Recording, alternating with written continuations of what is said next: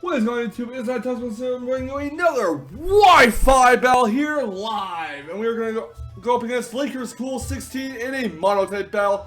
And it is mono flying versus mono flying. So let's reveal the teams real quick. We have on my team Thunderous Incarnate, Charizard Y, Skarmory, Honchkrow, Togekiss, and Landorus Incarnate is Landorus Therian. On his team he has Noivern, Tornadus Therian, Crobat, Landorus Therian, Dragonite, and Honchkrow. The goal of this match: get rocks up on your opponent's side of the field and make sure rocks are off your side of the field. You do that by doing that, you not only hinder their Pokemon by giving them chip damage, but you also keep chip damage off your own Pokemon. Basically, whoever can set up rocks and keep them off their side of the field can basically have a better chance at winning this battle. And it's not going to be easy because he has a Defogger and Crobat, potentially Honchkrow and Dragonite, although those two should definitely not be running Defog. And my Defoggers could be Charizard Y, which it isn't, because that's just bad if you run Defog on Charizard. Could be Skarmory or Togekiss, or Honchkrow, but again, I will not run Defog on Honchkrow because that's just horrible. Well, with that in mind, guys, let's see how this mono flying versus mono flying mono-type battle plays out. I'm going to lead off with Thunderous Incarnate. My opponent's going to lead off with Noivern. I'm not going to keep Thunderous in because I know that Noivern is faster anyways, so I'm going to switch out and go to Togepiss to Togekiss. Hopefully to see a Draco Meteor come my way, and he actually goes for a Boom Burst. Nice prediction on his part, not going for the Draco Meteor and going for the safer play. I'm going to go for an Air Slash, predicting a switch on Landorus T Landorus T, with him predicting a Thunder Wave. And he does go into Crobat instead, so Air Slash on the Crobat will do about 35 to 40% give or take. Togekiss gets healed with leftovers. My opponent's going to switch out Crobat and go into Noivern here, as I do switch out Skarmory, so they predicted the Skarmory switch. Nicely done. I believe I switched Skarmory out here, not wanting to take a Flamethrower and go to Togekiss, as my opponent does go for a Flamethrower indeed. So my Togekiss is especially defensive, so he can easily take a Specs Flamethrower and a Specs Boom Burst. He's going to try his Noivern. He is going to go into Tornadus Incarnate, as I do go for the T-Wave, probably expecting another Air Slash, but nope, Thunder Wave it is. Gonna go for the Air Slash on Tornadus Incarnate to try a Paraflinch it. I do some decent damage, though not too much because it's likely AV. He misses the Hurricane, and now I'm getting leftovers recovery back. Gonna go for another Air Slash, hoping to Paraflinch it, and Tornadus Incarnate hits the Hurricane, and fortunately, Togekiss does not get confused. Togekiss does get healed with leftovers, though, and I'm gonna switch Togekiss out and go into my Skarmory, predicting the switch into Crobat. And I am actually very correct on that switch here. Or incorrect, rather, as they do go for Landorus Incarnate. I'm going to set up my rocks. They're going to set up their rocks as well. And the reason why this is good is because I can force them to defog their own rocks away. They want rocks on their side of the field less than I do because they have a Dragonite with multi-skill. So it's better to force them into a position where they're forced to defog. They go for Whirlwind as the Landorus T goes to U-turn. Tracy's going to take some rocks damage and get blown out. Granted, it does trigger Regenerate, but that's fine. Out comes Crobat. This means now Crobat is going to have to defog the rocks away. I'm going to go for a Brave Bird here, expecting a taunt from them to stop my Whirlwind. But fortunately, I do not get taunted. Brave Bird is going to do a decent chunk of damage to Crobat, but not too much. Crobat's going to get healed with Black Sludge, and I'm going to go for a Roost, as they are too, in case they decide to switch out into something like Noivern. I'm going to go for Stealth Rocks next, and set up my rocks, as my opponent does go for Roost again. I don't know why they went for Roost and they didn't have that much HP missing, but hey, I'll take it.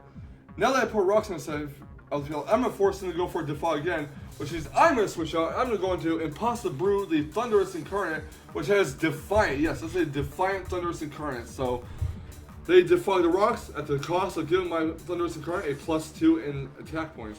Gonna go for a knockoff, and +2 knockoff will kill. Don't know if the critical hit matter or not, but Life Orb +2 knockoff should not have had the critical hit matter. We're going to Noivern here. I'm gonna switch Impossible the Thunderous Incarnate out and go into Skarmory. Expecting a Draco Meteor or a Hurricane. They go for Hurricane, which is fine. And they're gonna switch the Noivern out and go into Tornadus Incarnate, as I do believe I go for Stealth Rocks. Yes, Stealth Rocks. I'm going to switch Skarmory out. I believe I go into Togepiss. No, I go for Honchkrow here. I don't know why I didn't go for Togekiss. I guess I want to save switching for it. He goes for the Heat Wave. Doesn't really do too much. I'm going to go for Pursue, expecting him to switch out. But sadly, that does not happen. They go for a U-turn. And since U-turn was second, Pursuit doesn't get the extra damage boost. So out goes Therian, in comes Lender's T. Gonna go for Pursuit. I don't know why I didn't just go for Brave Bird, but I'm just gonna get some Pursuits off of Lender's T and hope that they take my Honchkrow out, but they're gonna go for Stealth Rocks, and that's unfortunate. So I do want to get these rocks away, and I do want to get the rocks on their side of the field to break the multi-skill of Dragonite. So I'm gonna go for Pursuit again, and gets a critical hit, but doesn't do too much because this is an Impish Lender's T. He goes for a U-turn, but it fails. So Lender's T is getting healed with leftovers. I'm gonna go ahead and possibly with the Thunderous Incarnate. Gonna go for Empire Ice. They probably did not expect that because I had Defiant on it, used physical attacks in the beginning, so they probably figured it was just an all-out physical Thunderous Incarnate. Nope, it is a mixed one. Here comes Honchkrow. Not gonna go for the Volt Switch because I don't want to deal with a Sucker Punch.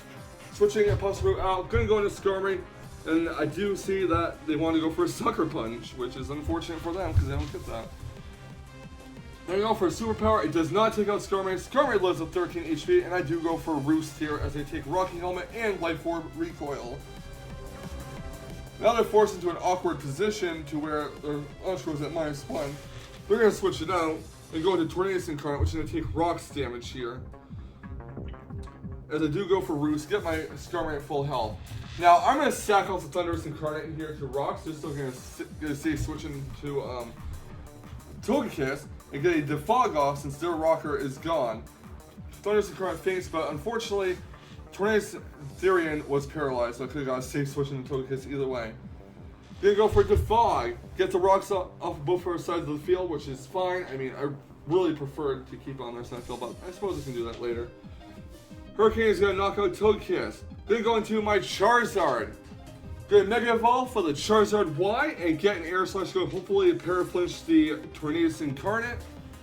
Gonna get that Drought up to cook whatever comes out and takes the Flamethrower. Air Slash on the Tornadus and fully paralyzed. Now I'm gonna finish up with Flamethrower in case Air Slash misses, and good night, Tornadus Incarnate. Next up comes Honchkrow. I'm gonna switch out. I don't want to take a Life Orb Sucker Punch, but he goes to Pursuit instead and lands a critical hit. I am not sure if the critical hit mattered or not, but he gets a Moxie Boost either way, and I have my Skarmory coming out now, so I can just keep on going for Roost as they go for superpowers to try to hurt my Skarmory. So -1 in attack and defense for the Honchkrow with Life Orb and Stealth Rocks Recoil, or not Stealth Rocks Recoil, Rocky Helmet Recoil, and I do get my HP back up with Roost. Gonna go for another superpower, and this time I set Rocks because I see that Dragonite in the back, and I'm taking this opportunity to break its multi-skill. Honchkrow is down and Rocks are up. I don't care that Noivern got hit by the Rocks, I just want the multi-skill broken, and since they don't have a Defogger anymore, yeah, I'm in a good position. Gonna basically sack off the Skarmory here, and I'm gonna hope that my Lender's T can hit both Stone Edges. So first out comes Lender's T, get the Intimidate off the Noivern, not that it really matters. And go for Stone Edge, it knocks out the Noivern. And next out will come Dragonite, which will be hurt by the Stealth Rocks, and its multi-skill will be broken. So another Stone Edge, and that will be GG. So I'm very glad I was able to control the hazards pretty well during the battle, and I finally got some last-minute Stealth Rocks. Now, normally late-game Stealth Rocks isn't the best way to go, but when your opponent is keeping Dragonite in the back, waiting for a end-game sweep, yeah, late-game Stealth Rocks do help out a lot. So, good game, Lakerscool16. Thank you for the battle, and thank you all for watching. Leave a like, comment, subscribe if you guys want to see more, and I will have some more fantastic Wi-Fi battles up in the future. Catch you guys all on the flip side. Whoop, whoop!